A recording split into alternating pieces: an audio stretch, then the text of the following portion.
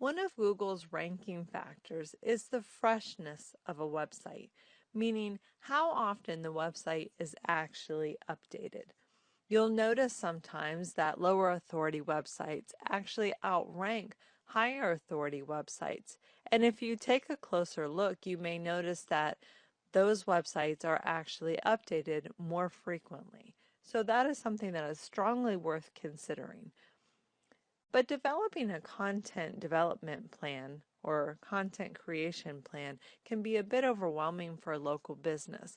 So it can be helpful for you to either provide this service to them, let them know where they can have the work done, or if they want to do it in-house, for you to be able to provide topics for them that will help them rank and will help add overall value to their website.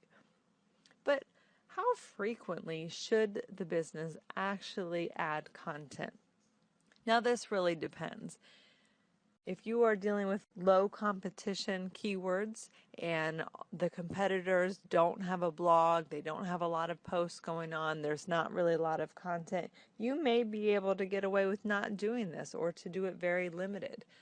I still think it's a good idea because you're going to be adding value to the visitor and you're also going to be establishing the business as an expert, which can increase their conversion. So whether or not the competitors are doing it, I still think it's a good idea. But how often?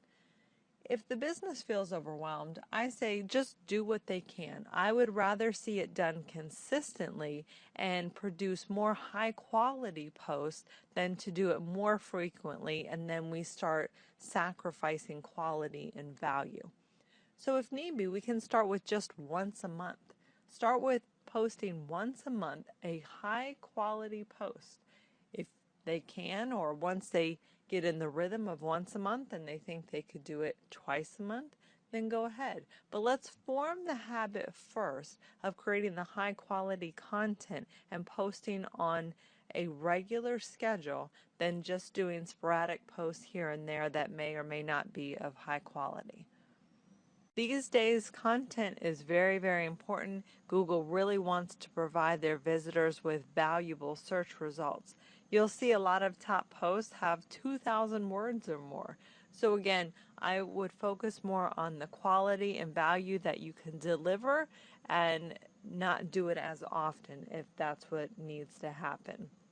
But also, when you are writing some of these longer posts, even if you're just writing 1,000 words, there are more opportunities for you to include your keywords that you want to rank for, and you also end up ranking for other keywords that are within that post or other relevant keywords.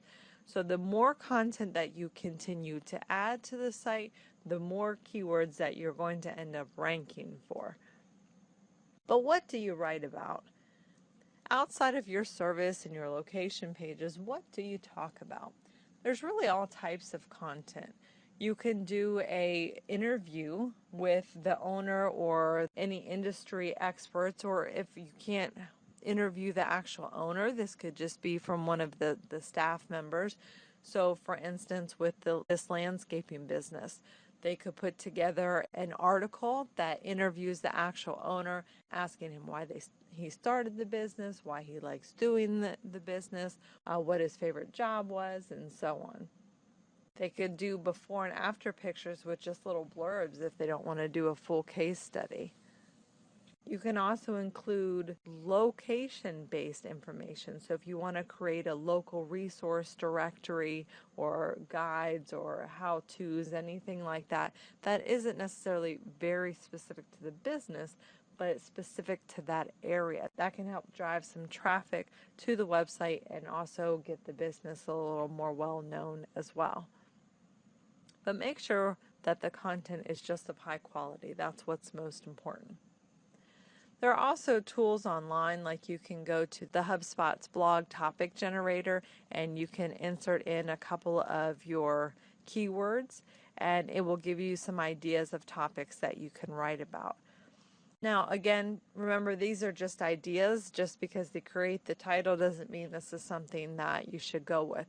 You will be able to generate some good ideas and some interesting headlines that people will want to click on, but you also have to think about how about the value that you'd be able to provide within this post, and also how you'd be able to tie in your service, and how visitors who are ready to buy and ready to hire you, how this is going to help them and help get them to contact the business.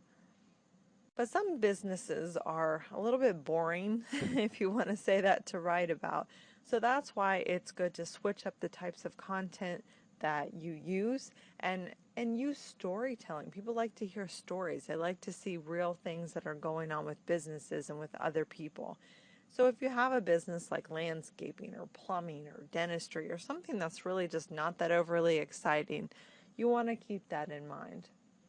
Another thing that you can do is subscribe to local news sites or newsletters, and you can set up Google alerts for the specific industry or even for the specific area that the business serves. And this will help give you an idea of some of the things that are going on in the area, going on in the industry. So you may be able to share this information, whether it's on social media, or help you to create content around these topics as well. There's also other services out there that will show you what's trending as well. But ultimately, when you are writing the content, you want to make sure that you are demonstrating how this service or product can be used in the consumer's life so that they can really see how they would be able to benefit as well.